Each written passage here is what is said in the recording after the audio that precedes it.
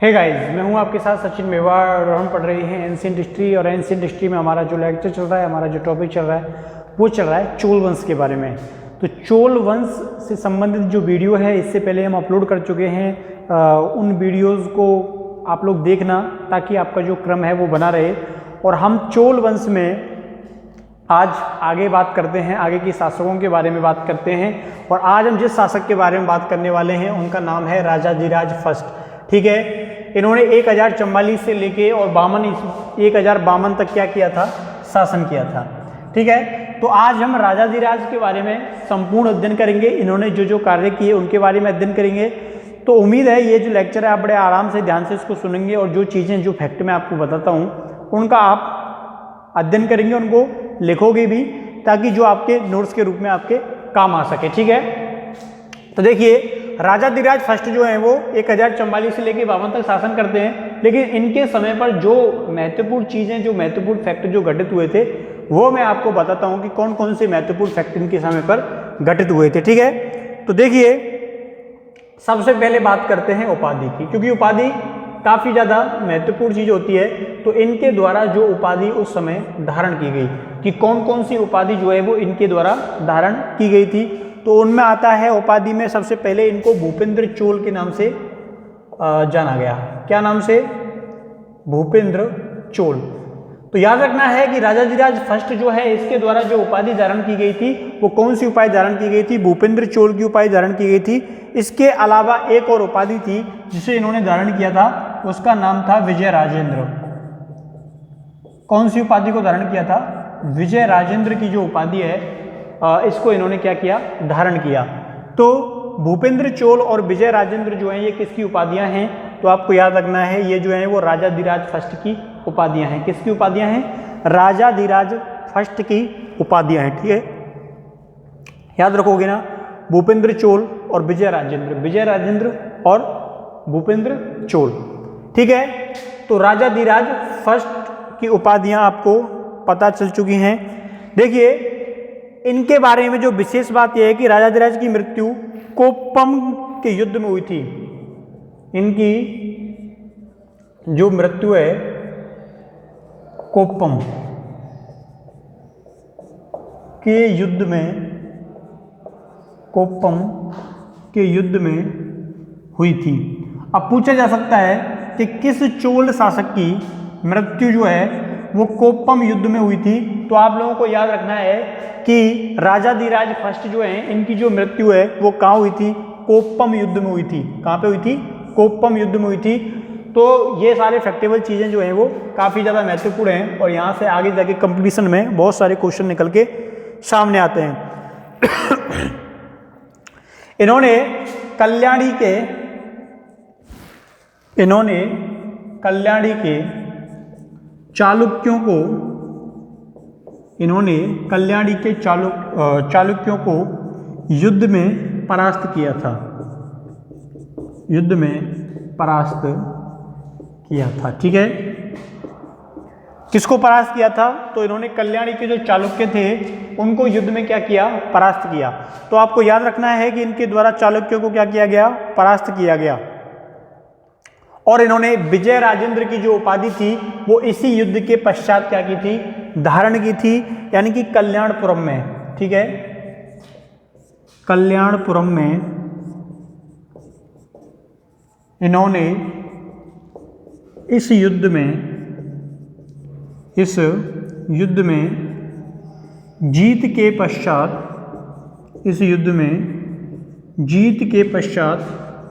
यह उपाधि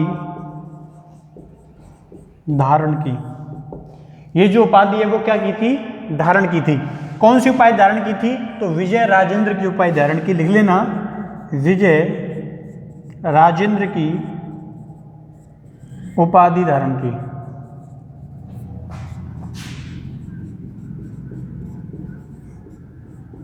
विजय राजेंद्र की उपाधि धारण की। ठीक है, कल्याणपुरम में इन्होंने इस युद्ध में जीत के पश्चात यह उपाधि धारण की। कौन सी उपाधि धारण की थी? तो विजय राजेंद्र की उपाधि धारण की थी। याद रहेगा ना ये बात, फैक्ट जो है। चलिए थोड़ा आगे चलते हैं।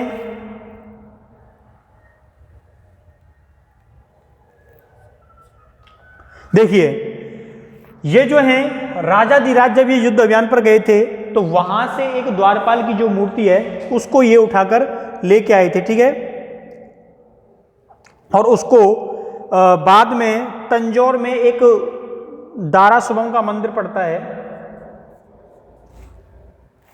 दारासुरम। दारासुरम कहाँ पे? तंजौर में, ठीक है। तो दारासुरम तंजौर में मूर्ति को स्थापित करवा दिया, मूर्ति को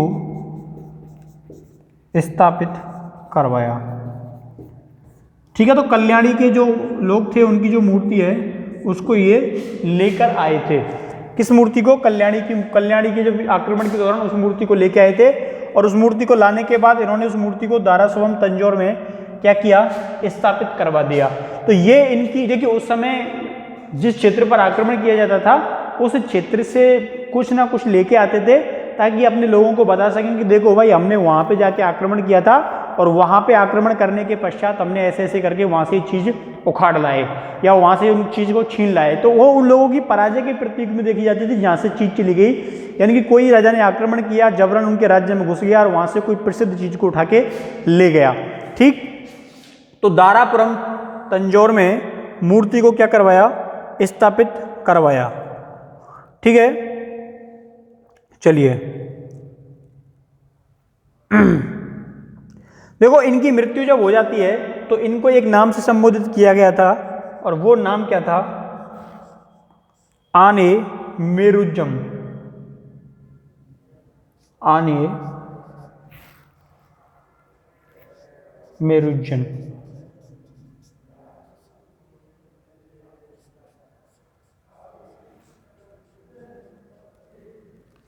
इसका मतलब क्या होता है? इसका मतलब होता है हाथी की पीठ पर, दिख रहा है नीचे, हाथी की पीठ पर मरने वाला राजा। क्योंकि युद्ध में मरा था। कहाँ पे मरा था? मैंने आपको बताया था ना कि ये जो है वो कोप्पम के युद्ध में लड़ते हुए मृत्यु को प्राप्त हुआ था, इसलिए इसको बोला जाता है कि हाथी की पीठ पर मरने वाला राजा। क्या बोला जाता है? हाथी की पीठ पर मरने वाला राजा, यानी कि आन्य मेरुजन। आन्य मेरुजन का मतलब क्या होता है? हाथी की पीठ पर मरने वाला राजा।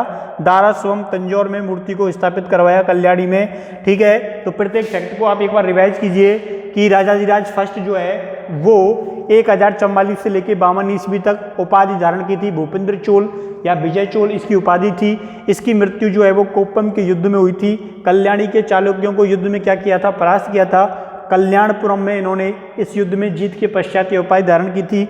विजय राजेंद्र की उपाधि कल्याणपुरम में इन्होंने क्या की थी? धारण की थी। युद्ध में इन लोगों को, चालुक्यों को हराने के पश्चात, और इन्होंने दारासुरम तंजौर में मूर्ति को स्थापित किया था। और आने मेरुजन यानी कि हाथी के पीठ पर मरने वाला राजा के नाम से इनको जाना गया।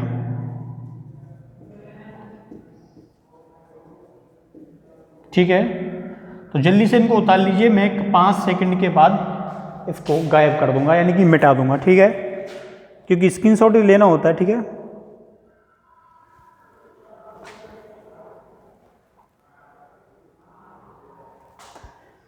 चलिए, भूपेंद्र चोल, विजय राजेंद्र।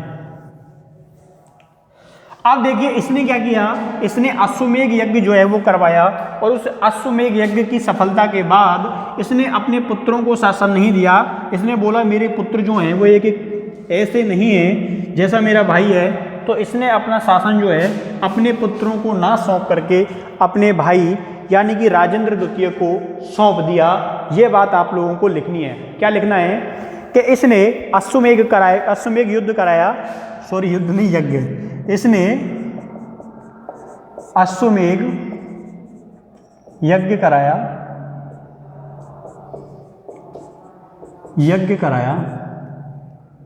ठीक है,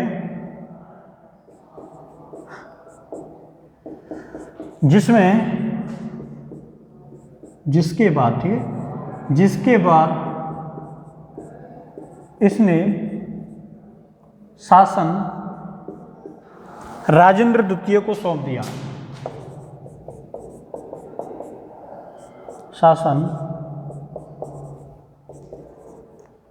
राजेंद्र सेकंड या द्वितीय राजेंद्र सेकंड को सौंप दिया। ठीक है, शासन जो है वो राजेंद्र सेकंड को सौंप दिया, लेकिन इसने जो शासन है वो अपने पुत्रों को नहीं सौंपा। ये भी बात आपको ध्यान रखनी है, अपने पुत्रों को ये शासन जो है वो नहीं सौंपता है। शासन किसको सौंप देता है? तो शासन राजेंद्र सेकंड को सौंप देता है। क्लियर? तो ये राजाधिराज फर्स्ट के बारे में कुछ बातें थी, कुछ फैक्टेबल बातें थी जो मैंने आपको बोर्ड पर करा दी हैं। ठीक है, तो मैंने आपको बता दिया कि इसकी मृत्यु जो है वो कोप्पम युद्ध में हो जाती है। चलिए अब अगले शासक के बारे में बात करते हैं कि अगला शासक के द्वारा क्या क्या किया गया।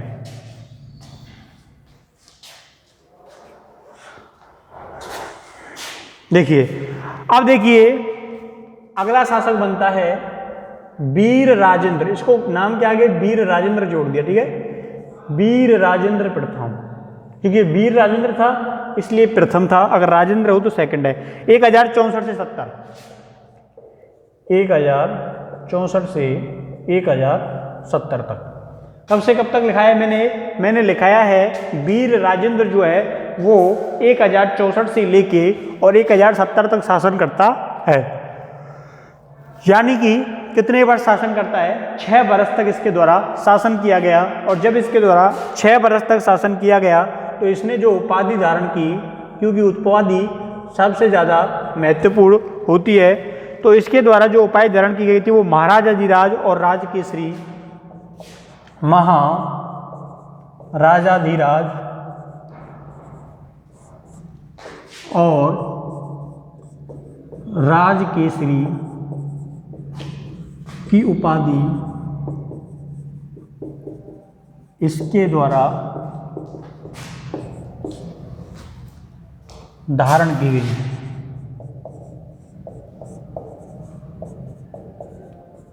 कौन कौन सी उपाधि जो है वो इसके द्वारा धारण की गई थी? तो इसके द्वारा महाराजाधिराज और राजकेसरी की उपाधि जो है वो धारण की गई थी। क्लियर? चलिए मैं थोड़ी इंक डाल लेता हूं।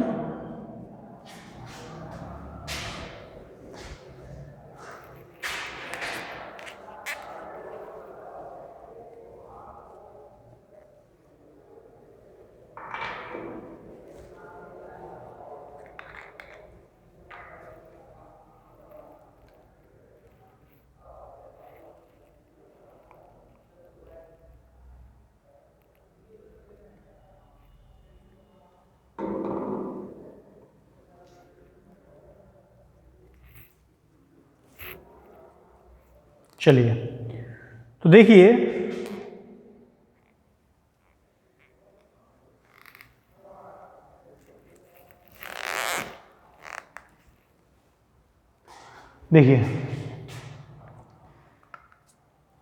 तो इनके द्वारा जो उपाय धारण की गई थी वो कौन कौन सी की गई थी? तो मैंने आप लोगों को बताया कि महाराजाधिराज और राजकेसरी की उपाधि इनके द्वारा धारण की गई।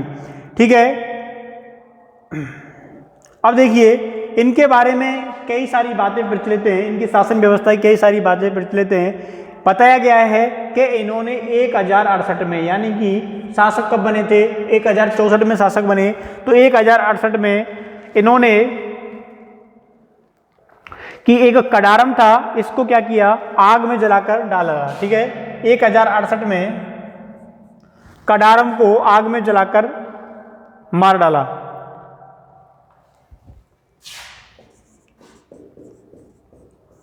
कडारम को आग में जलाकर मार डाला।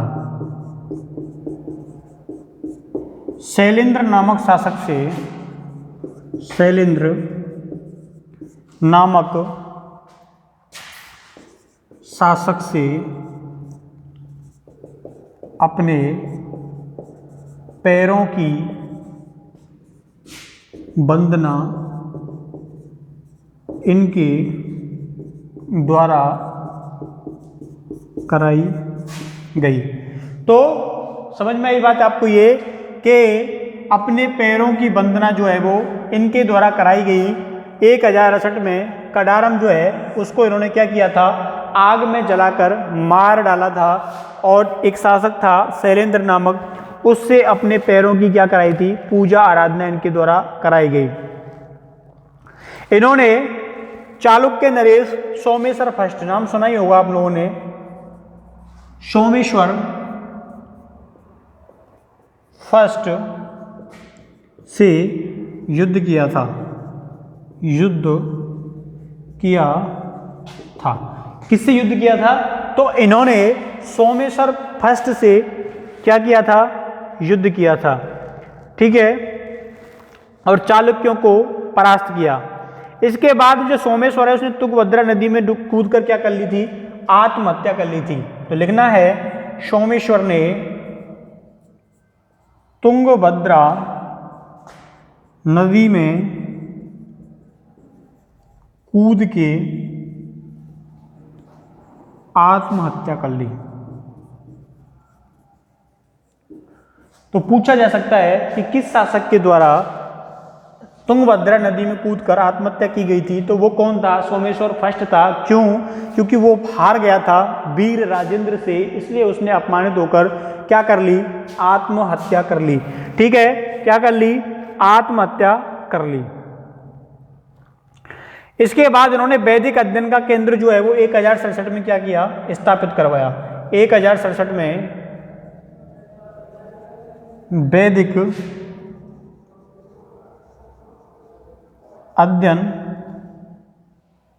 अध्ययन केंद्र की स्थापना की। किसकी?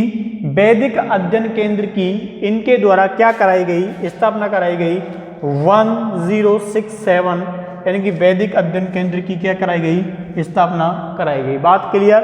क्लियर। 1067 में इनके द्वारा वैदिक अध्ययन केंद्र की स्थापना कराई गई।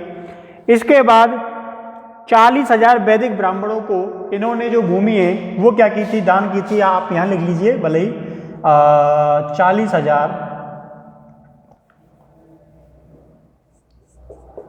40,000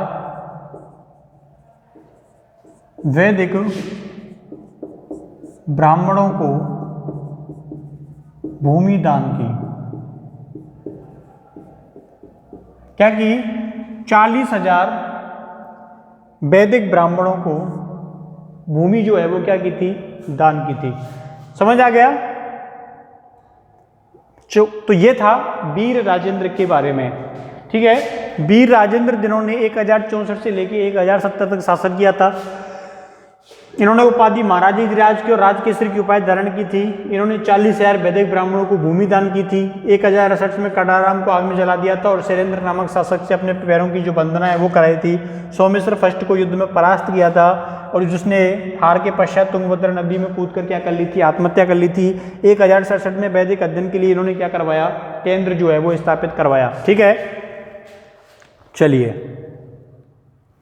मिटा दें इसको। अब देखिए, इसके बाद हम कुलोत्तक के बारे में बात करेंगे, यानी कि अगले शासक के बारे में अध्ययन करेंगे कि उनके द्वारा क्या क्या कराया गया। तो कुलोत्तुंग प्रथम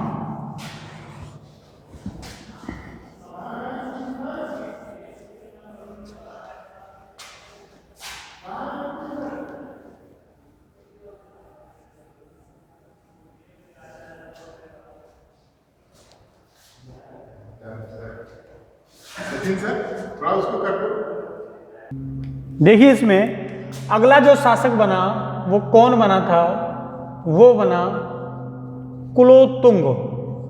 क्या नाम था उसका? कुलोत्तुंग प्रथम।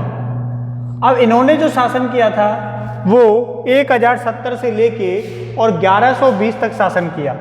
कब से कब तक? 1070 से लेके 1120 ईस्वी। अब आप लोग सोचोगे क्या कुलोत्तुंग इसका नाम था? इसका जो नाम था, यानी कि मूल जो नाम था वो था राजेंद्र। क्या नाम था इनका? इनका नाम था राजेंद्र। और इनका जो ये राजेंद्र जो नाम था ये इनका मूल नाम था। कैसा नाम था? मूल नाम था इनका। और इनका जो चीनी नाम था, यानी कि चीन में चीनी जो नाम था वो था इनका देवकुलो। क्या नाम था? देवकुलो। तो लिखना है आप लोगों को चीनी नाम देवकुलो। क्या नाम था? देवकुलो। क्लियर? चलिए, तो दोनों नाम आप क्या करते? कुलोत्तुंग प्रथम 1070 से लेके 1120 ईस्वी राजेंद्र इनका मूल नाम था और चीनी नाम इनका देवकुलो था। ठीक है, यहां तक सब कुछ क्लियर है। चलिए थोड़ा सा आगे चलते हैं। अब इनकी बात करते हैं उपाधियों के बारे में। किसके बारे में बात करते हैं? प्रत्येक शासक की उपाधि के बारे में अध्ययन कर रहे हैं, तो इनकी भी उपाधि के बारे में बात करते हैं। तो इनको जयधर कहा गया है, अभय कहा गया है। क्या कहा गया है? इनको जयधर, अभय नामों से भी जाना गया है। इन नामों से भी इनको क्या किया गया है? जाना गया है। क्लियर? चलिए अब देखिए, इनकी जो पत्नी थी वो मधुरांत की थी। पत्नी का नाम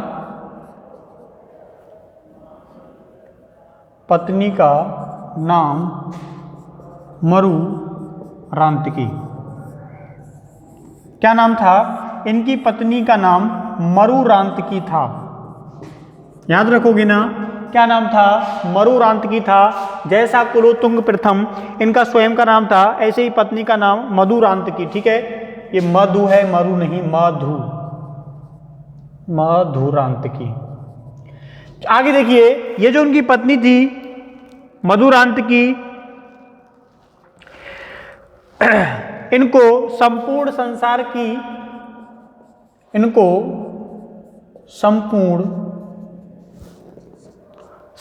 की रानी के नाम से भी जाना जाता है। संपूर्ण संसार की रानी।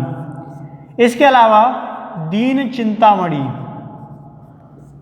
ये भी इनका नाम मिलता है। तो दीन चिंतामणि इनका नाम मिलता है। क्लियर? तो कुलोत्तुंग प्रथम 1070 से लेके 1120 राजेंद्र इनका मूल नाम था। चीनी नाम इनका देवकुलो था, यानी कि उपाधि इन्होंने जयधर और अभय नामों से इनको जाना गया। इनकी पत्नी का नाम मधुरांतकी था। संपूर्ण संसार की रानी दीन चिंतामणि जो है वो इनको कहा गया। अब देखिए, इनकी एक और पत्नी थी, यानी कि सेकंड पत्नी जो थी उसका नाम था त्यागवल्ली। वो जो सेकंड जो पत्नी थी उसका नाम क्या था? तो उसका नाम मिलता है त्यागवल्ली। ठीक है, अब देखिए, इस त्यागवल्ली को जो राजा है उसके समान अधिकार प्राप्त थे। राजा के समान अधिकार प्राप्त थे। किसके समान अधिकार प्राप्त थे? तो इनको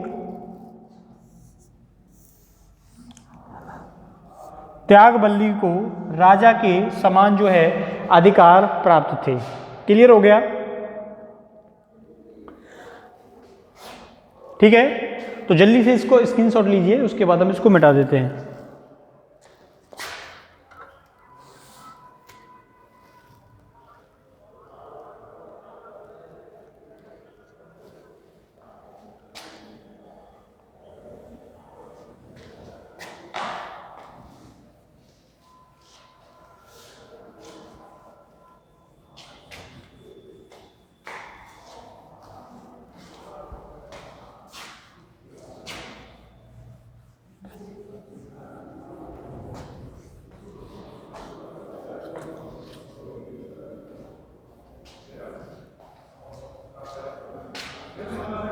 तो सेकंड क्या नाम था? त्यागवल्ली इनका नाम मिलता है। इनको जो है वो राजा के समान राइट्स जो थे वो प्राप्त थे।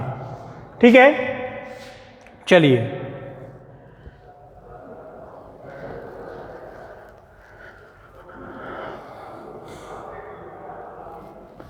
अब देखिए,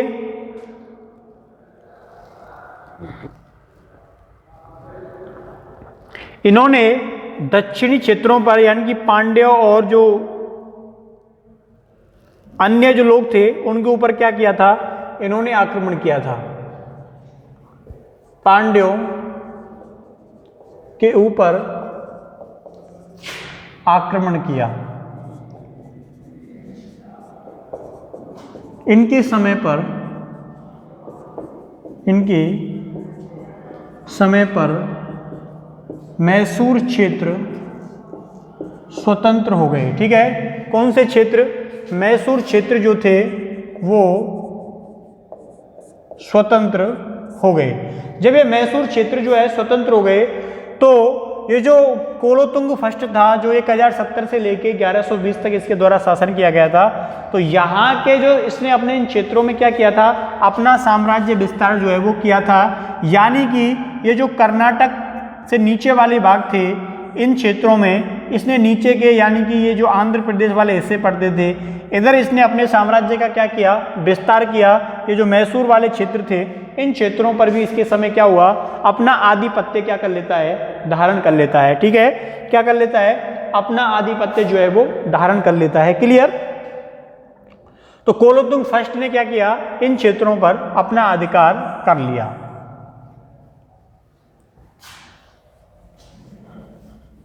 अब जब इसके द्वारा इन क्षेत्रों पर अधिकार कर लिया जाता है तो इसने उस समय पांड्य, केरल, कलिंग, मैसूर, पांड्य, केरल, कलिंग, मैसूर के विद्रोह का दमन किया।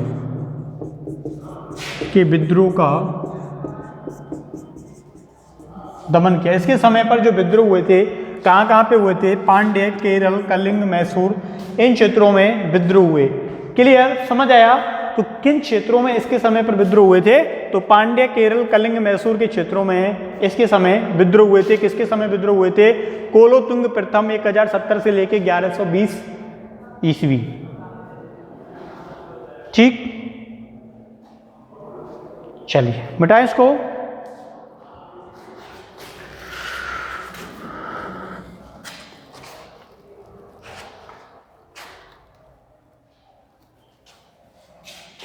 ठीक है, तो आप लोगों को समझ में आ गया इसका शासनकाल।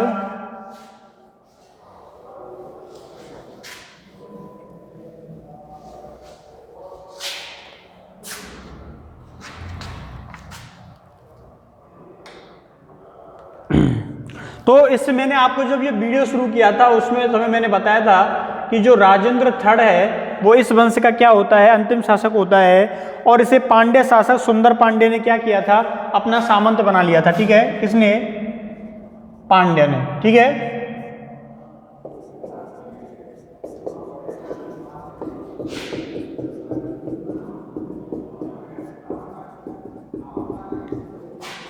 तो राजेंद्र थर्ड इस वंश का अंतिम शासक होता है।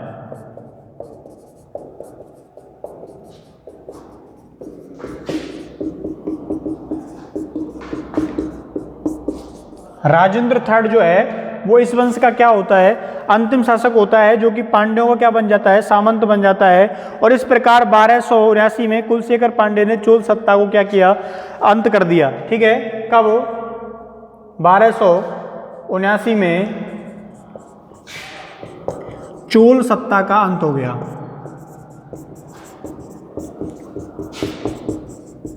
किसका? जो चोल सत्ता थी इसका क्या हो जाता है, अंत हो जाता है। कब हो जाता है? 1279 में इसका अंत हो जाता है।